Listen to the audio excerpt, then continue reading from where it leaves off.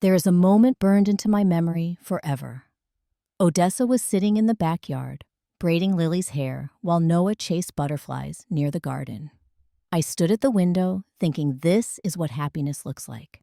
I grew up believing family meant everything, that blood protected blood, that the people who raised you would never become the people who destroyed you. I was naive. My sister, my parents, they became monsters, and they got exactly what they deserved.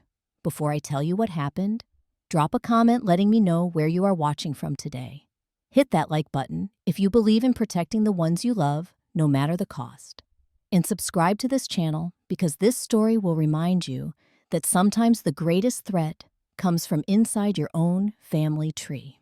8 years ago, I walked into a technology conference in San Francisco expecting nothing more than free coffee and boring presentations.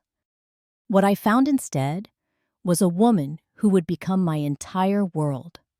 Odessa was standing near the registration booth, her dark, curly hair pulled back in a messy bun, laughing at something on her phone.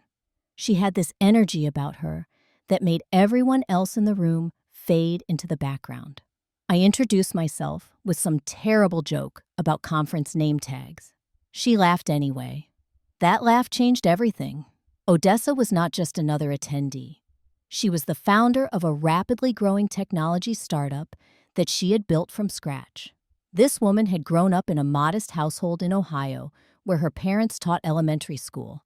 They never had much money, but they raised their daughter to believe that hard work could move mountains. Odessa took that lesson and turned it into an empire. When we started dating, I was just a software engineer. Nothing special about my bank account, nothing impressive about my title. But Odessa never cared about any of that.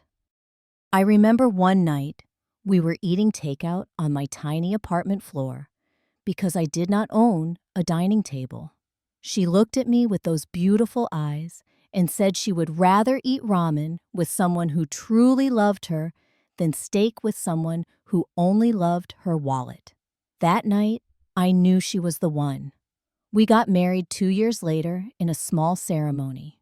Just close friends and immediate family. Nothing extravagant. That was how we both wanted it. 3 years into our marriage, Odessa's startup caught the attention of a major corporation. They made an acquisition offer that seemed almost unreal. When the deal closed and the taxes were paid, Odessa received approximately $4 million. Life-changing money. The kind of money that opens every door and closes every worry. We bought a house in a quiet suburb. 4 bedrooms, a big backyard for future children, a 2-car garage. Nice, but not flashy. Odessa kept working because she loved building things, not because she needed the paycheck. Soon, our family grew. First came Lily, our bright and curious daughter, who turned 5 last spring. Then Noah arrived, our gentle 3-year-old, who worships his big sister. I made a decision that surprised some people. I left my job to become a stay-at-home father.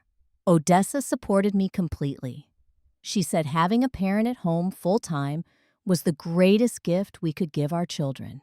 We were happy, genuinely, deeply happy. And we kept our financial situation private.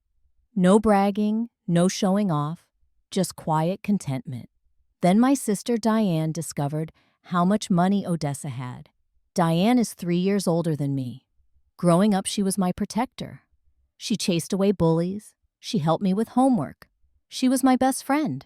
But something changed in Diane over the years. Maybe it happened when she married Greg, a man who treated job hunting like an optional hobby. They were always struggling financially, always stressed about bills, always one emergency away from disaster. One afternoon, Diane stopped by our house without calling first. I was upstairs getting Noah ready for his nap. Diane wandered around the first floor on her own. When I came back downstairs, I found her in my home office, staring at the documents from our house purchase.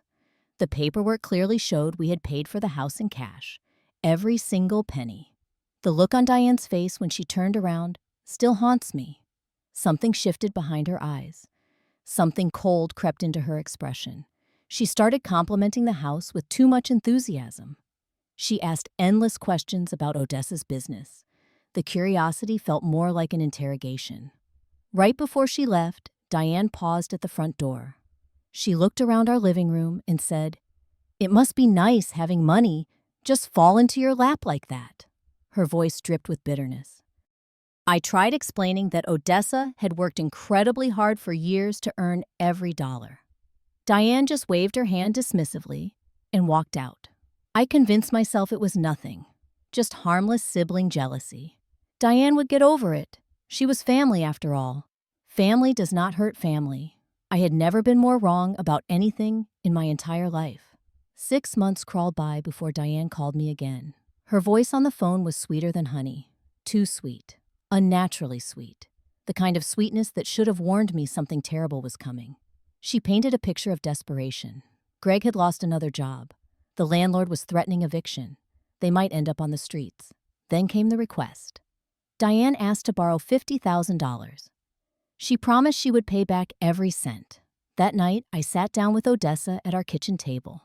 My wife has the most generous heart of anyone I know. She wanted to help.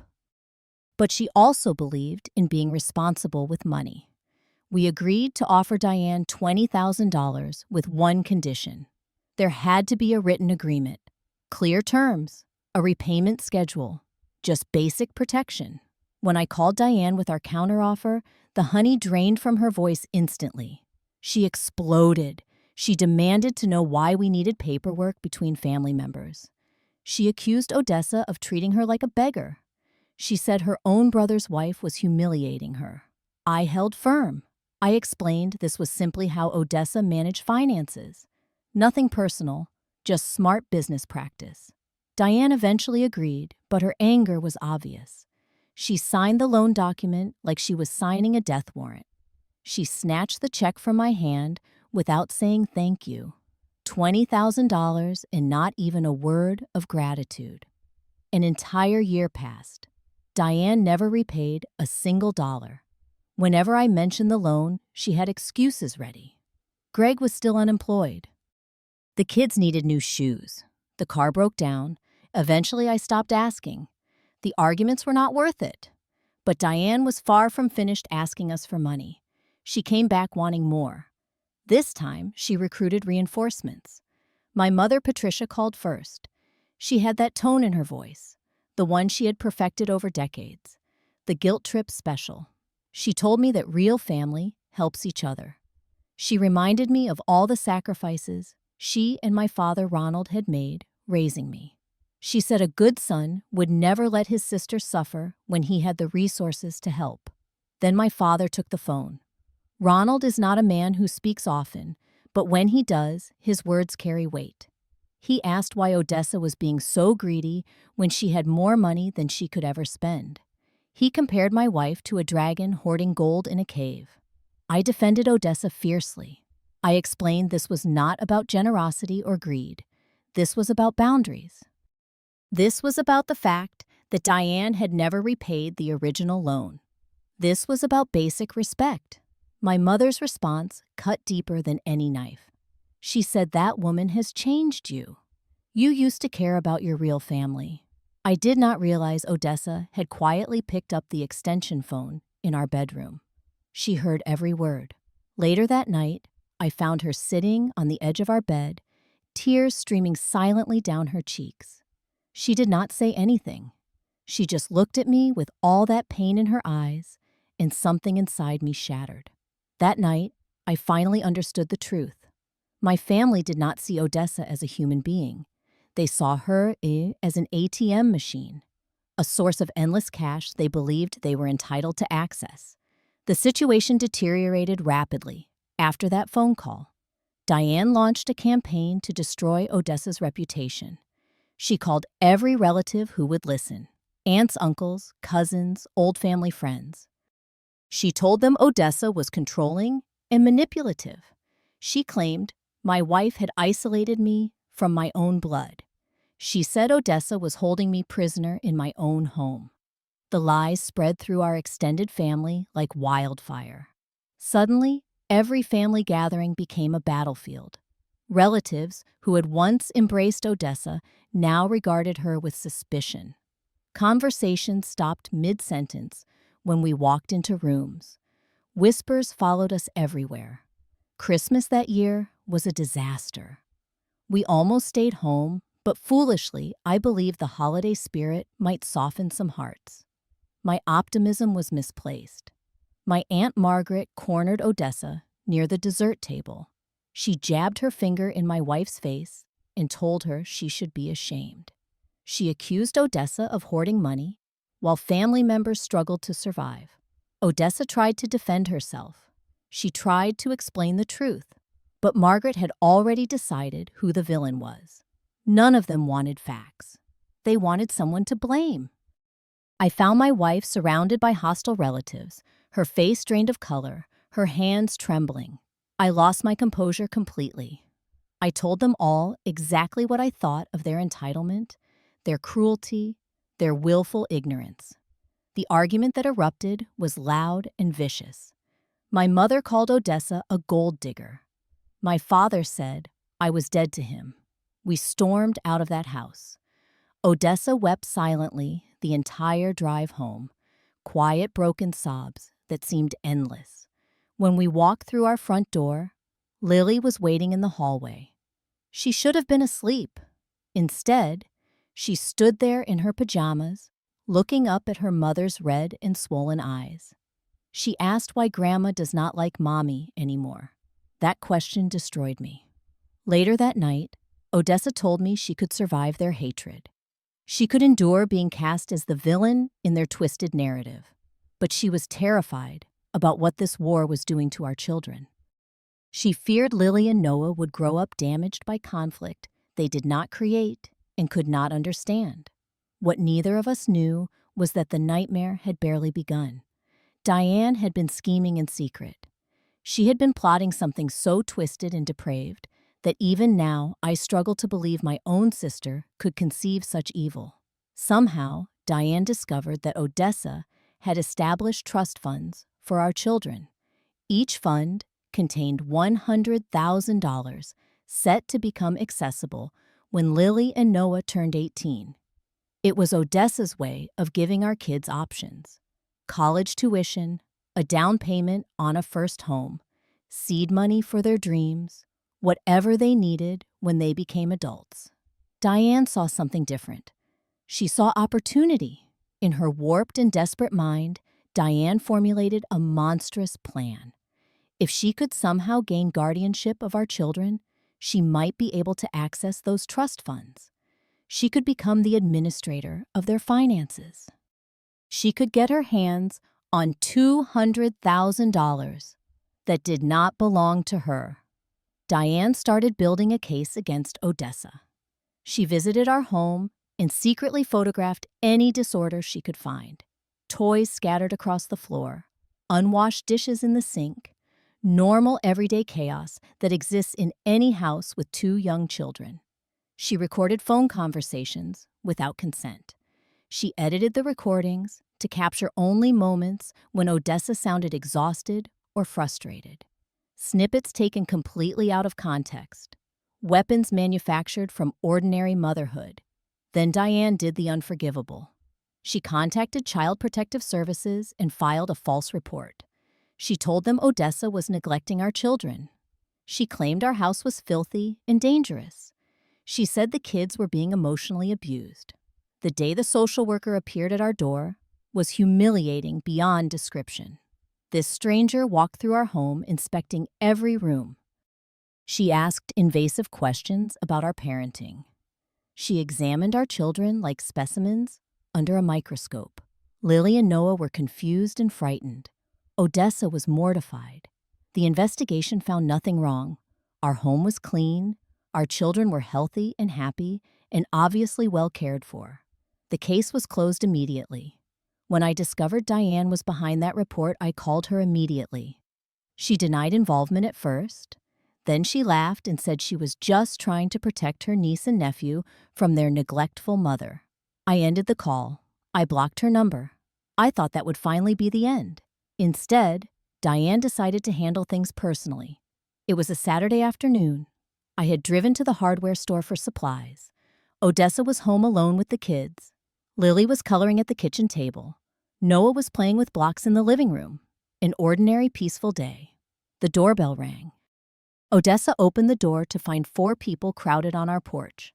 Diane, Greg, my mother Patricia, my father Ronald. Before Odessa could react, they forced their way inside. Diane was clutching a document. She thrust it toward Odessa and demanded she sign. It was some kind of temporary guardianship agreement transferring custody of our children to Diane. She claimed it was temporary, just until things settled down. She said the kids belonged with real family. Odessa refused. She ordered them to leave. She reached for her phone to call the police. Chaos erupted. Diane started screaming. She called Odessa a selfish witch. She said Odessa was destroying everyone with her greed. Greg stepped forward and seized Odessa by the arm. He shoved her violently against the wall. Her head cracked against the drywall. My mother moved toward the kitchen, where Lily sat frozen in terror. Patricia grabbed my daughter's arm and started dragging her toward the door. She told Lily that Grandma was taking her somewhere safe. Lily screamed for her mother. Noah wailed hysterically from the living room. His cries filled the entire house. Odessa struggled against Greg's grip. She fought with every ounce of strength she possessed. Diane stepped forward and slapped Odessa across the face. The sound echoed through the rooms. But my wife is smarter than they ever imagined. Even while fighting, even while chaos consumed our home, Odessa reached into her pocket. Her fingers found her phone. She pressed the silent emergency button on our security application. No alarm sounded. No warning was given. Just a direct signal to the police that someone at our address needed help immediately. 7 minutes. That is how long rescue took. 7 minutes of pure hell. I pulled into our driveway and saw the flashing lights. Police cars everywhere. I ran toward the house, my heart slamming against my ribs. Inside was chaos. Odessa crouched in a corner, both children pressed against her chest. Her lip was split and bleeding. Angry red marks covered her arms where Greg had grabbed her. Lily was sobbing uncontrollably. Noah had buried his face in his mother's neck. Diane stood in the middle of our living room, hands behind her back, a police officer securing handcuffs around her wrists. Our security cameras had recorded everything. Every threat, every shove, every blow. Patricia trying to drag Lily away. The footage was undeniable. 4 people were arrested that afternoon. Diane, Greg, Patricia, Ronald. The charges included assault, unlawful entry, and attempted kidnapping of minor children. I watched them being escorted from my house in handcuffs. My mother turned to look at me, rage burning in her eyes. She screamed at me. She asked how her own son could do this to her. She called me a traitor. She said I was no longer part of her family. I said nothing. There was nothing left to say. That night, after police reports were filed and children were finally sleeping, Odessa and I sat together in darkness. She found my hand and whispered that she was sorry I had to choose. I squeezed her fingers and spoke the truth.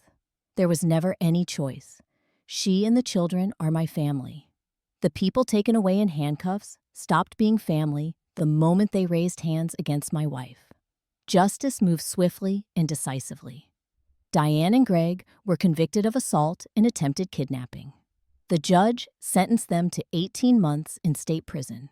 The security footage eliminated any possibility of doubt.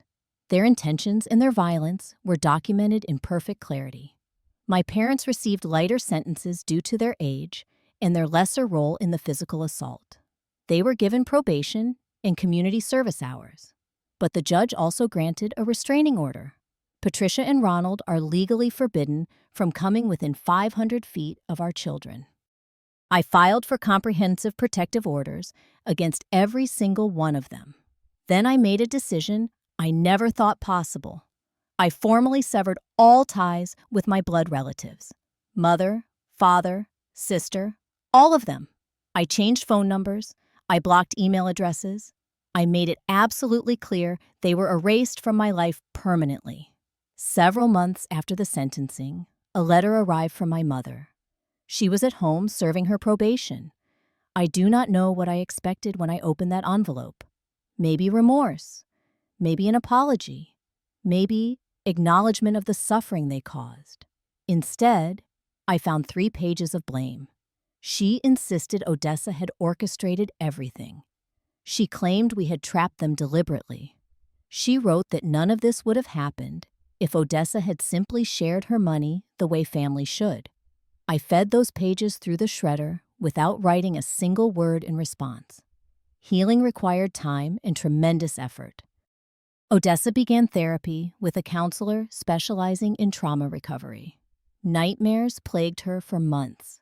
She would jolt awake drenched in sweat, convinced intruders were inside the house coming for the children. Lily struggled deeply. She could not understand why Grandma and Grandpa had tried to take her away. She could not process why they were forbidden from visiting. Her therapist assured us that children are resilient.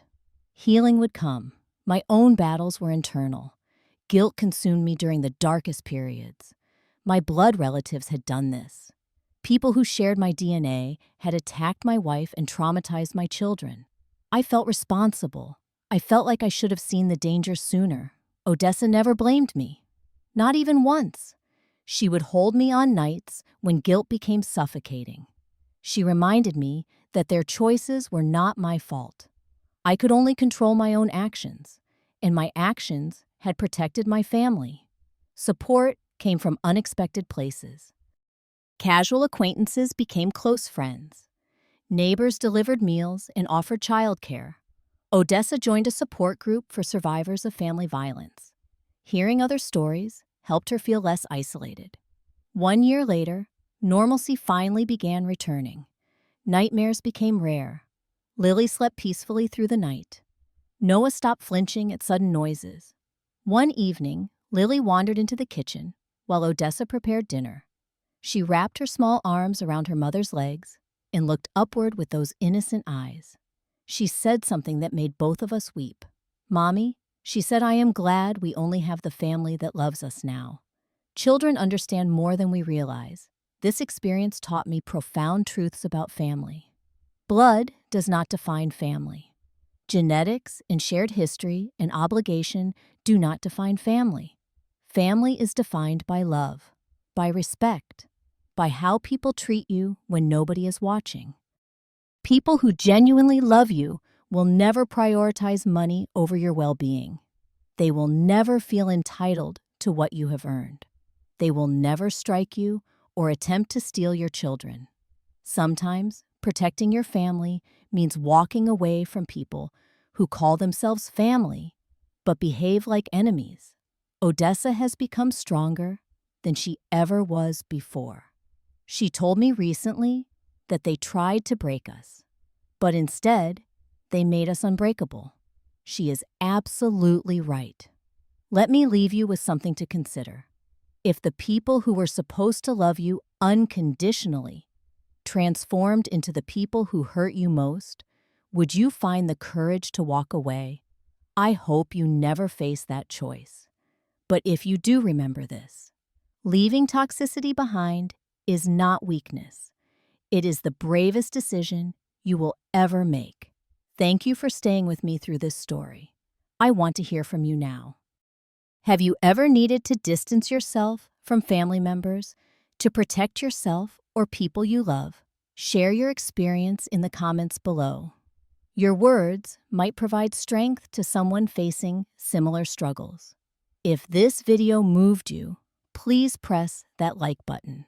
Your support helps others discover these stories. Subscribe to this channel so you never miss new content. And if someone in your life needs to hear this message today, share this video with them. May you always be surrounded by people who cherish you for exactly who you are. And may